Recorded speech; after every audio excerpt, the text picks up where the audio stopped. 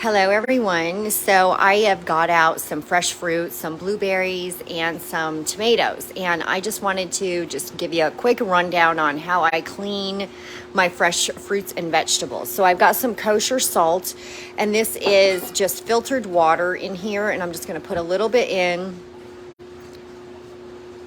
and then I'm going to put the tomatoes in, and you're going to be shocked at what the water looks like when you get done with this because it's nasty. So I just kind of put them in here and I swish them around. I can feel the salt on the bottom, so I want to make sure and kind of move that all around. And I don't let it sit very long, but I do let it sit for a few seconds just to let, some of that salt eat away at whatever is on top of the skin of those tomatoes. So it is really cool to see what that water looks like afterwards, after you've washed your vegetables and your fruits. So here's for the blueberries. Again, a little bit of salt. Don't really need to measure. You just put it in. And then the same thing, I'm going to dump in the berries. And I want to swish them around because I want to make sure that salt water gets evenly distributed through all the berries, and it's going to take off any kind of yucky stuff.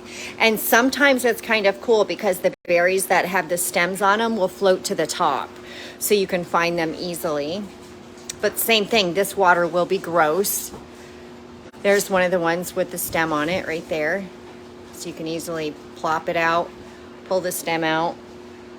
And this only takes a few minutes. Like I said, you don't want to let it sit too long. And then I do rinse it with some more filtered water. So let's see what we got going on over here with our tomatoes. All right, I'm going to grab a glass so that we can look at that water in a glass and see what it's going to look like. That nasty water. So I just want to pour a little bit.